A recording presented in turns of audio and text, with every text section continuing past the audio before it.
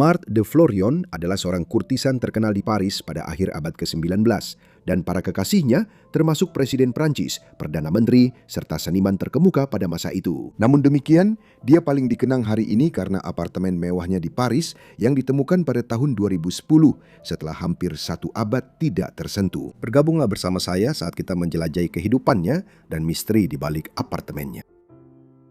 Wanita yang suatu hari nanti akan dikenal sebagai Marthe de Florion lahir dengan nama Mathilde Héloïse Bougiron pada tanggal 9 September 1864 di kota Paris. Dia adalah putri sulung dari Jean Bougiron dan Henriette Héloïse Barras. Orang tuanya tidak terlalu kaya dan Mathilde magang sebagai penyulam sejak masa remajanya. Tanda kemiskinan relatif mereka juga terlihat dari kematian dua saudara laki-laki Mathilde, Jean-Louis Bougiron dan Jules Bougiron saat masih bayi. Satu saudara lagi, seorang saudari bernama Henriette Josephine, hidup jauh lebih lama. Sementara Mathilde mungkin memulai kehidupan kerjanya sebagai magang pada seorang penyulam. Ketika dia memasuki usia remaja akhir dan mendekati usia dewasa, dia mulai menyadari bahwa dia bisa mendapatkan penghidupan yang lebih baik sebagai seorang kurtisan di ibu kota Perancis yang berkembang pesat. Pada saat itu, seorang kurtisan adalah wanita yang menjalin hubungan dengan berbagai klien kaya, seringkali dari kalangan politik, bisnis, atau komunitas budaya. Pada paruh kedua abad ke-19, ada banyak contoh kurtisan terkenal yang bekerja di Paris, sebuah kota yang berkembang sebagai ibu kota budaya dunia dan memiliki moral yang lebih longgar dibandingkan hampir semua kota lain pada masa itu. Meskipun Mathilde kemudian menjadi terkenal, ada kekurangan sumber primer yang tersedia tentang karya awalnya sebagai seorang kurtisan pada tahun 1880-an. Tapi kita bisa membayangkan bahwa seperti banyak orang lainnya, dia pasti pernah terlihat di aula kabaret dan restoran terkenal di kota, seperti Montlang Rouge dan Le Folie Bergère. Jelas, dia dengan cepat dikenal karena kecantikannya yang luar biasa.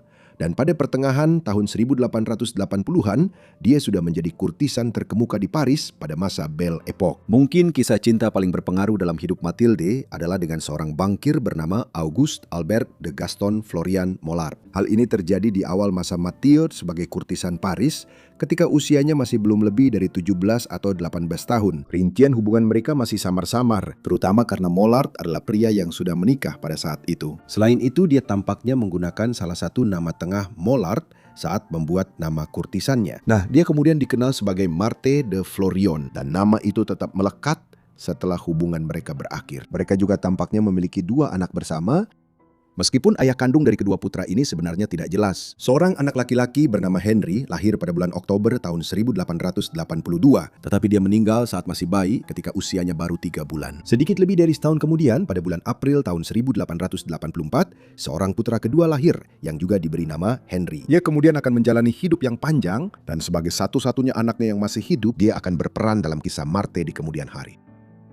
Bisa dibilang, hubungan Marthe yang paling terkenal adalah dengan Georges Clemenceau, salah satu tokoh paling penting dalam politik Prancis modern. Dia pertama kali terjun ke dunia politik setelah berdirinya Republik Ketiga Prancis pada tahun 1870-an. Dan dari sana, dia naik perlahan-lahan, akhirnya menjadi Perdana Menteri pada tahun 1906. Dia memegang jabatan itu hingga tahun 1909, dan kemudian menjabat untuk masa jabatan kedua, antara tahun 1917 dan 1920. Terkenal karena memimpin delegasi Prancis dalam perundingan damai yang mengakhiri Perang Dunia Pertama. Meskipun dia mungkin berada di puncak politik Prancis, Clemenceau juga merupakan seorang pria berbudaya yang menganggap Claude Monet sebagai teman dekat. Karena itu, dia bergaul dalam banyak lingkaran seni yang sama dengan Marthe di Paris era Belle Époque. Memang, detail dari hubungan khusus ini sangat minim, tetapi tampaknya hal itu terjadi baik sesaat sebelum atau tidak lama setelah Clemenceau menceraikan istri pertamanya dan satu-satunya, Mary Plummer, pada tahun 1891. Dalam perceraian yang sangat sengit, perlu juga disebutkan bahwa sekitar waktu ini, kecantikan Marthe menjadi terkenal di seluruh Paris. Dan ia tampil di halaman Le Supplément dan La Justice, dua surat kabar milik Clemenceau.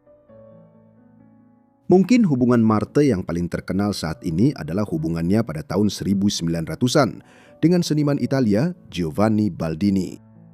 Baldini berasal dari Ferrara di Italia Utara, tetapi dia pindah ke Paris pada tahun 1872 ketika usianya 30 tahun. Di sana, dia telah memantapkan dirinya sebagai seorang seniman potret dan pelukis landscape yang penting. Dan sebagai hasilnya, ketika Pameran Paris diadakan pada tahun 1889, Baldini dinominasikan sebagai komisaris untuk mewakili Italia. Setelah itu, dia menerima Legion d'Honneur atas perannya dalam hal ini. Kapan tepatnya dia dan Marthe pertama kali bertemu tidak sepenuhnya jelas, tetapi kita bisa berspekulasi bahwa itu terjadi sekitar tahun 1897 ketika Baldini melukis potret salah satu kekasih Marthe yang lain, Robert de Montesquieu. Hubungan mereka menjadi lebih serius pada awal tahun 1900-an dan pada saat inilah Baldini melukis potret Marthe yang baru-baru ini menjadi karya paling terkenalnya.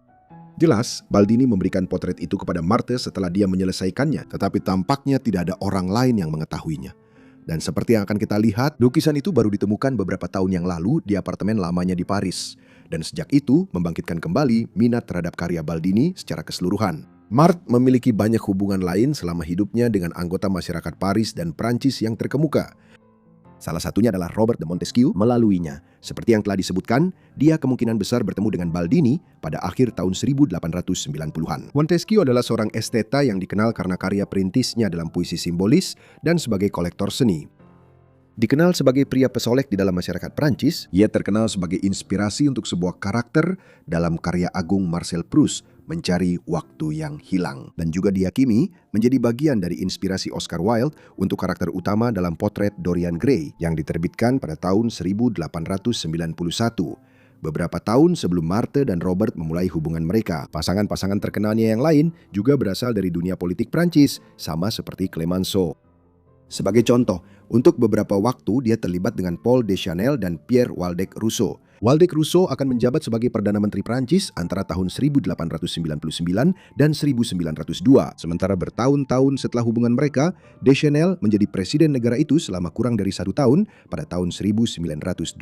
Ada juga banyak lainnya, dan Marthe tidak biasa karena pernah menjalin hubungan dengan begitu banyak tokoh politik senior pada masanya. Pada tahun 1890-an, Marthe telah menjadi terkenal di kalangan masyarakat Paris dan dia menemukan pekerjaan lain di luar pekerjaannya sebagai seorang gundik. Misalnya, dia secara efektif menjadi perwakilan untuk rumah mode yang sedang berkembang seperti Beckhoff David dan Doyer dan mengenakan gaun-gaun mereka saat bepergian di Paris, secara efektif bekerja sebagai model Belle Époque pada masanya. Gaya khasnya menjadi mengenakan pakaian serba putih atau gaun terbuka, seperti yang telah dilukis oleh Baldini, dan dia dikenal di kalangan masyarakat Paris sebagai Venus dari Akasias.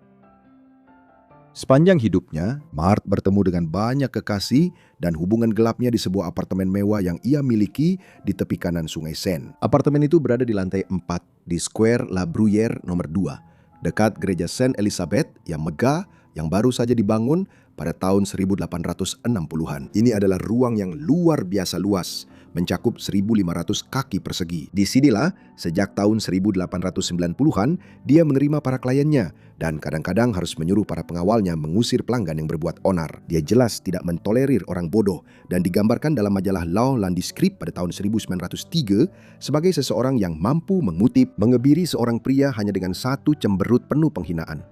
Seiring kekayaannya bertambah dan dia menghabiskan tahun demi tahun tinggal di sini, Marthe mendekorasi apartemen itu dengan mewah, seringkali dengan furnitur antik abad ke-18 yang dibuat pada masa Ancien Régime dalam sejarah Prancis sebelum revolusi. Dinding-dindingnya dihiasi dengan gambar dan lukisan yang diberikan kepadanya oleh beberapa pelukis dan seniman terkemuka Belle Époque, terutama potret karya Giovanni Baldini yang menggambarkan dirinya. Cermin berlapis emas, permadani berharga, dan permadani yang disulam dengan mewah juga menghiasi dinding dan lantai. Ini pasti merupakan ruangan yang sangat mewah untuk dimasuki, bahkan di awal abad ke-20. Tetapi seperti yang akan kita lihat, ini menjadi tontonan yang jauh lebih besar di masa yang lebih baru. Pada akhirnya, Marthe meninggal di sini bertahun-tahun kemudian. Ia sudah lama kehilangan reputasinya sebagai salah satu kurtisan terkemuka di Paris, dan sejak tahun 1910-an dia menjalani hidup yang semakin tenang, kembali menggunakan nama lahirnya, Mathilde de Beaugiron. Dia meninggal pada tanggal 29 Agustus tahun 1939, hanya beberapa hari sebelum Perang Dunia Kedua dimulai, jauh di timur di Polandia. Dia berusia 74 tahun pada saat itu. Anehnya, perang yang sama itulah yang akan memainkan peran penting dalam menjaga apartemennya untuk generasi mendatang.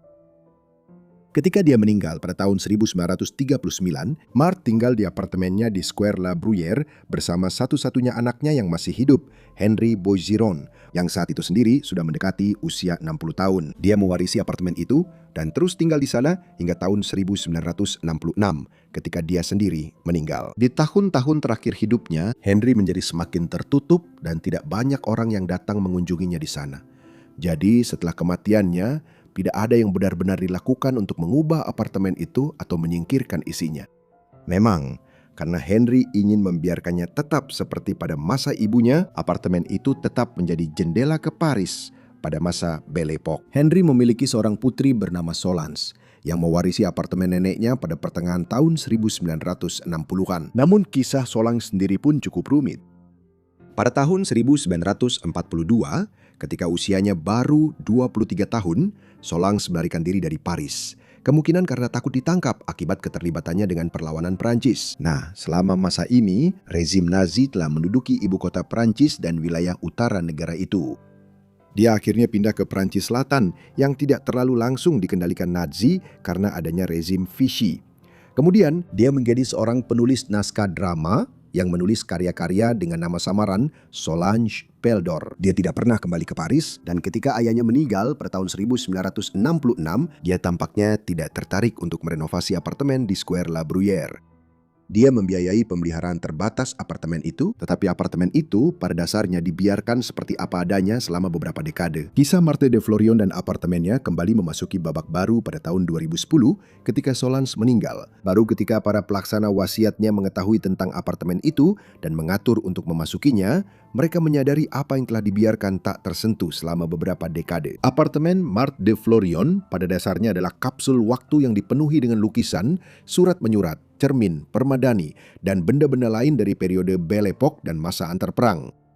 Berbagai karya taksidermi yang rumit, termasuk burung unta yang diawetkan, berdampingan dengan boneka Mickey Mouse vintage yang menunjukkan selera Marthe yang eklektik. Tanpa diragukan, elemen paling mencolok dari seluruh koleksi itu adalah serangkaian surat cinta yang tidak ditandatangani, tetapi yang diyakini berasal dari Giovanni Baldini, serta potret dirinya yang dilukis lebih dari 1 abad sebelumnya. Banyak dari barang-barang tersebut akhirnya dijual di pelelangan pada bulan-bulan berikutnya. Barang paling berharga adalah potret karya Baldini yang keberadaannya hampir tidak diketahui di dunia seni sampai tahun 2010. Potret itu dilelang dengan harga dasar 300.000 euro, tetapi terjual lebih dari 2 juta euro. Sebuah rekor untuk karya Baldini dan menjadi bukti mencolok bahwa apartemen Marthe de Florion di Paris telah menjadi kapsul waktu selama 70 tahun setelah kematiannya. Terima kasih semuanya sudah menonton video tentang Marthe de Florion ini. Saya harap kalian menikmatinya. Beritahu saya pendapat kalian tentang kehidupannya di kolom komentar di bawah, begitu juga tentang apartemennya. Jika kalian punya saran lain, silakan tinggalkan juga di kolom komentar. Dan saya harap kalian sudah berlangganan serta menyalakan notifikasi agar bisa mendapatkan semua video saya segera setelah saya mengunggahnya. Baiklah, itu saja dari saya. Jadi sampai jumpa di Forgotten Life berikutnya. Terima kasih.